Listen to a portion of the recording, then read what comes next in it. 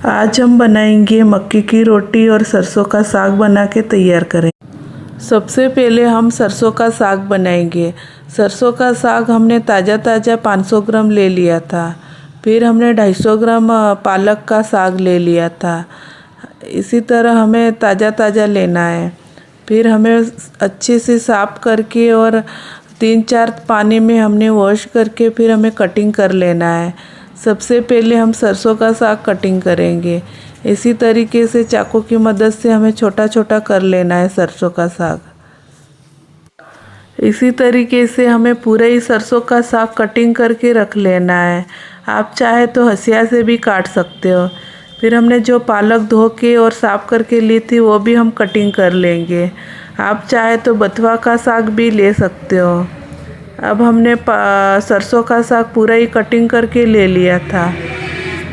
इसी तरीके से हमें सरसों और पालक का साग कटिंग करके ले लेना है। हमें एक कुकर लेना है और कुकर में पूरा ही कटा हुआ सरसों का साग डाल देना है। फिर जो हमने पालक कटिंग करी थी वो भी हमें कुकर में डाल देना है। आप चाहे तो आपके हिसाब से 1 किलो का भी बना सकते हो, ज़्यादा बढ़ा के भी ले सकते हो। फिर हमें 1 गिलास पानी लेना है और कुकर में डाल देना है। 1 टीस्पून भर के हमें नमक लेना है। नमक डाल के हमें ढक्कन लगा लेना है।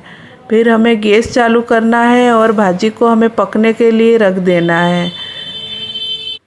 1 कटोरी लेना है। 2 टीस्पून भर के मक्का का आटा लेना है। हमने वाइट वाला मक्का का आटा लिया है। आपके घर में जो वाला मक्का का आटा है वही आप ले सकते हो। थोड़ा सा पानी लेके हमें पतला घोल बना लेना है। उसमें गुठली ना बननी चाहिए, ऐसे ही हमें घोल बनाना है। 1 कुटनी लेनी है। 3-4 हरी मिर्ची लेनी है। 1 अदरक का टुकड़ा लेना है। थोड़ा सा लहसुन छिला हुआ ले लेना है। फिर हमें दरदरा पीस लेना है। इसी तरीके से हमें दरदरा पीस लेना है। इसी तरीके से हमें दरदरा पीस लेना है। फिर हमने जो सरसों का साग पकने के लिए रखा था उसी में हम डाल देना है। फिर हमने जो मक्का का आटा घोल के रखा था वो भी हमें डाल देना है। फिर हमें 2-3 मिनट के लिए हमें और पकाना है सरसों का साग को। अब हमारा सरसों का साग पक के तैयार हो गया। हमें पोटैटो मैशर से अच्छे से मिक्स कर लेना है। आप चाहे तो मिक्सर से भी कर सकते हो।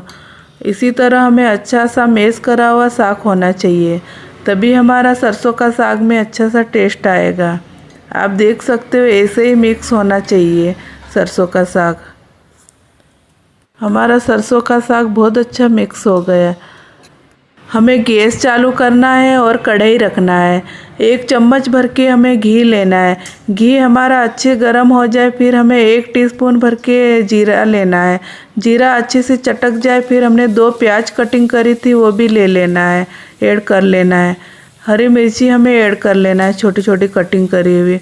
अदरक लहसुन हमने कटिंग करा था वो भी ऐड कर लेना है। आप चाहे तो प्याज स्किप कर सकते हो। अच्छे से चलाते हुए हमें पका लेना है। छोटी सी टीस्पून भर के हमें हींग लेना है। हींग भी हमें ऐड कर लेना है।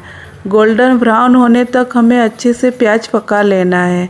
इसी तरीके से हमें चलाते हुए अच्छे से पका लेना है। 2 मिनट तक हम पकाएंगे प्याज और सारे मसाले। विंटर सीजन में ज़रूर बनाना चाहिए मक्की की रोटी और सरसों का साग। इसी तरह हमें पका लेना है। 1 टीस्पून भर के हम लाल मिर्ची लेंगे। थोड़ी सी कलर के लिए हमें हल्दी पाउडर ऐड कर लेना है। 3-4 हमें लाल मिर्ची ऐड कर लेना है, खड़ी वाली। इसी तरह अच्छे से हमें पका लेना है। जो हमने सरसों का साग घोट के रखा था वो भी हमें ऐड कर लेना है कढ़ाई में। हम पूरा ही सरसों का साग ऐड कर लेंगे इसी तरीके से। फिर अच्छे से चलाते हुए हमें पका लेना है। इसी तरीके से हमें चलाते हुए अच्छे से पका लेना है। स्वाद अनुसार हमें नमक ऐड कर लेना है। जितना आप चलाते हुए अच्छे से पकाओगे इतना ही आपका सरसों का साग टेस्टी बनेगा। बार बार चलाते हुए आपको पकाना है सरसों का साग।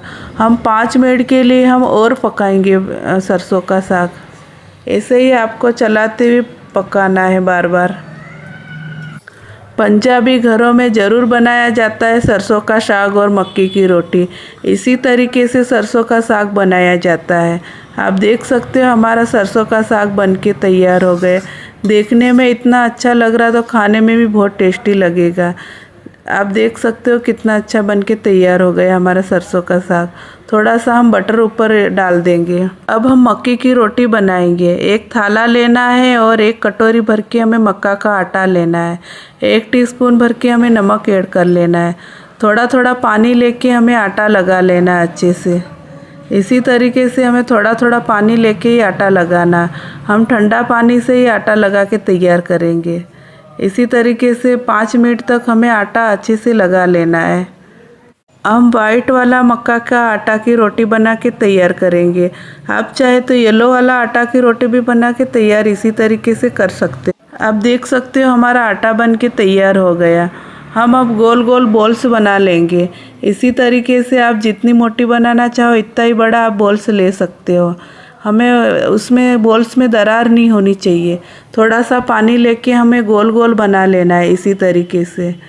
फिर हमें गोल गोल हमारा बन जाए फिर से हमें इसी तरीके से दबाते हुए हमें फिर से गोल गोल बना लेना है। हमारी बिल्कुल हाथ से ही बन के रोटी तैयार हो जाएगी। थोड़ा सा और पानी लेना है और बाहर साइड दबाते हुए आपको अंदर की साइड ले जाना है। आपकी रोटी बन के तैयार हो जाएगी गोल गोल। इसी तरीके से आप हाथ से रोटी बना के तैयार कर सकते हो। हाथ से बनी हुई रोटी का टेस्ट और अलग ही रहता है। बहुत अच्छा लगता है टेस्टी हाथ के बने हुई रोटी का। इसी तरीके से हमें पूरी रोटी बना लेना है। आप देख सकते हो हमारी गोल गोल रोटी बन के तैयार हो गई। इसी तरीके से हमें गोल गोल रोटी बना लेना है। हमें गैस चालू करके तवा रख लेना है। तवा अच्छे से गर्म हो जाए फिर हमें रोटी डाल देना है। फिर हमें रोटी अच्छे से सेक लेना है।